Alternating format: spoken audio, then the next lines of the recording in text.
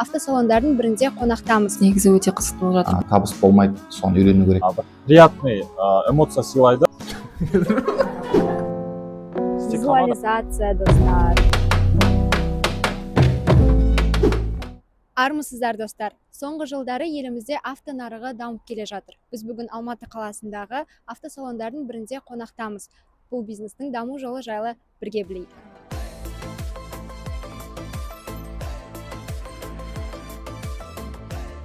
Біз бизнес сабағынан, яғни экономика сабағынан видео түсіріп жатырмыз автосалон бизнесінің даму жолы туралы. Мына кісі менің операторым ретінде жаныма еріп келді. Бір ауыз сөз. Бүгінгі жұмыс негізі өте қызықты болып жатыр. Бұл біздің мұндай автосалонға келіп, біз бірінші рет түсіп тұрмыз негізі. Ерекше экспириенс екен. Бір екі. Автокөлік саласы, автосалондар желісі. Бұл бизнесқа келгенімізге где-то бір 3 жылдың шамасы болды. Бұны біз досым екеуміз ашқанбыз, Диас деген досым екеуміз. Қазір Шымкентте, Алматы және и Астанада бір точкамыз бар. Қалай келгенде біз басында осындай менеджер болып жүргенбіз өзіміз, автосалондарда жұмыс істеп. Одан кейін где-то зерттедік, машиналарды қай жақтан алып келуге болады деген сияқты. Қаншадан кіреді машиналар, примерно Қытай нарығын зерттедік. Гуанчжоу қаласына барып көрдік. И солай досым екеуміз басында несие дейміз ғой қазір. Орысшасы кредит алып бастадық. 15 миллион теңге кредит алып осы салаға кірдік. 15 миллион теңгедей қаражат құрттық. Қазір енді ол кредиттердің бәрін жауып тастадық. Қазір құдайға шүкір 400 миллион оборотымыз бар. 400 миллион теңге расход, ол негізі салонның былай айтқанда өзінің расходтарына кетеді. Светі бар, су бар, тоғы бар, налог бар, НДС бар деген сияқты. Барлық налогтарға кетеді. Қазір НДС көтерілді. Кредит ашқанға қанша уақыт кетті? Ұзақ уақыт кетті. 1,5-2 жылдай уақыт кетті. 1,5-2 жылдай уақыт кетті. Өйткені автокөлік саласы негізі қиын саласы, автокөлік саласы. Например, қазір 2025 жыл болса, уже 2026 жыл келе жатыр. 25 жылда көліктер тез сатып тастау керек. Уже 2024 жылға автокөлік болатын болса, с пробегом болып саналады. Одан кейін былай айтқанда. 1 жыл уақыт бар бізде сатуға автокөліктерді. Мысалға, 1 жылда 100 автокөлік алып келсек, соны 1 жылдың ішінде сатып тастауымыз керек. Сапаржан болады. Осы Мирафт автосалонында 1 жылдан асты сату менеджері болып істеймін. Менің міндетіме клиентті күтіп алу, қандай машина таңдайды, соны түсіндіріп, және де уже банковский отдел болып, заявкасын тастап, одобрениесын алып, уже первоначалка болса, первоначалкасын тоғырлап. Вот солай келіп, машинаны түсіндіріп, мініп кеткенше біз жанында жүреміз. Алдарыңызда BYD Seal автокөлігі. Негізінен BYD-ден бізде өте көп варианттар бар. Көбінесе осы такси услугасына қолданылатын. Олар бізде BYD Destroyer, BYD Channel және де осындай BYD Seal автокөліктер бар. Мынау 2025 жылғы вариант. Мынау уже сатылып кеткен автокөлік. Иншалла ертең понедельник күні өзінің егесі келіп алып кететін автокөліктердің бірі. Так, бұл автокөлікке келетін болсақ, бұл бізде параллельный гибрид, 100-ге бар болғаны 3 литр бензин тұтынады.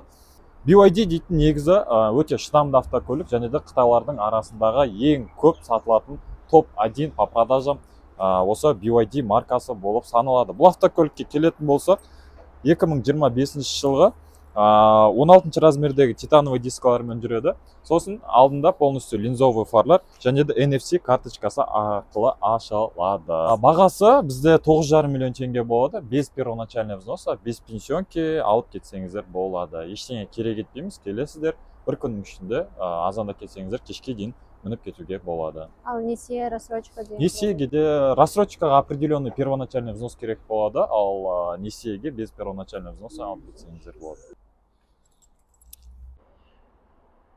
Локация қатты роль ойнайды.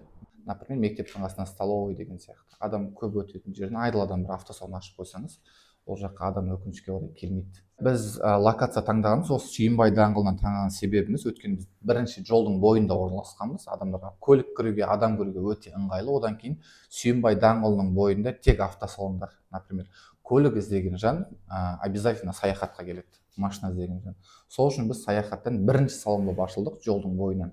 Біздің салон, одан кейін басқа салондарға адамдар барады. сол үшін локация таңдаған өте маңызды. Келесі автокөлік бізде Чанган Шинлан Дипал S07 автокөлігі. Бұны көбісі айтады, Дипал деп шатастырады. Бұл негізінен Чанган мен Huawei бірлесіп, осы Чанган Шинлан Дипал S07 автокөлігін жасап шығарған. Енді бізде BYD Seal параллельный гибрид болатын болса, бұл бізде уже последовательный гибрид. 2025 жылғы бұлардың рестайлинг уже до рестайлинг деген түрлері болады. Но бізде уже рестайлинговый версиясы 215 деп аталады, яғни 215 км тоқпен жүреді бұл автокөлік. Бұл автокөлікке келетін болсақ, өзінің кезінде өте қатты сатылған, өте қатты хит болған автокөліктердің бірі. Камерамен шын аласың ба? Бұл автокөлікте автопарковка деген сияқты заттары бар. Яғни парковкаға өзі қояды, мына жақта тұр. Парковкаға өзі қояды, және де бұл автокөлікте 540 камерамен жүреді. 360 емес, уже 540 камерамен жүреді. Және де мынау пассажирский сиденье жағында массаж, подогрев, обдув сиденьялар бар, және де сиденье с нулевой гравитацией болады. Беспроводной зарядка дейтіні бар, ішінде Apple CarPlay бар, 15-те 5 дюймдік өзінің осындай телевизорлармен бірге жүреді. Артының өзі өте керемет, осындай персиковый салонда жасалынған. Және де бұл автокөлікте аудио системасы өте жақсы, өйткені бұл автокөлікте 8 акустика, 2 сабвуфері болады. Байқасаңыздар, мына жақта бір колонка, мына жақта бір колонка, получается 4 есікте 2 колонкадан 8 колонка, және алдында бір сабвуфер, артында бір сабвуфері болады. Трехзонный климат контрольмен жүреді. И және де полностью диодный фарлармен бірге жүреді. Алды линзовый фар, арты диодный фары, ішінде уже подсветкасымен бірге жүреді. Автосалонда ең қатты қиын жұмыс негізі автосалонда ол сотрудниктер табу ше.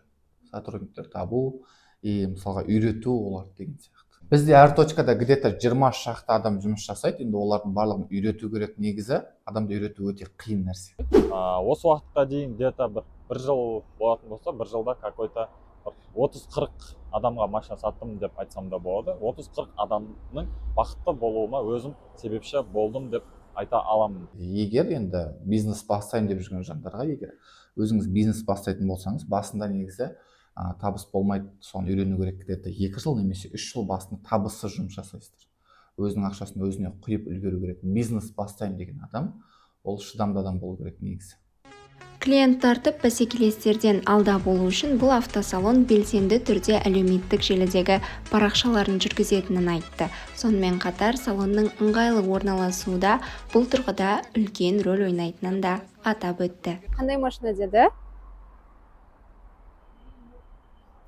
BYD. Бағасы 9 миллион деді ма? 9,5 миллион деді. Сіздер көлік алуларыңыз келетін болса, тиімді бағада, тиімді проценттермен көлік іздеп жүретін болсаңыздар, Миравто автосалоны сіздер үшін әрқашан есіктеріміз ашық, келіп, ұнаған көліктеріңізді алғашқы жарнасына салып кетсеңіздер болады. Визуализация. Мүмкін бізге де бір күні жақсы көлік беріп қалар.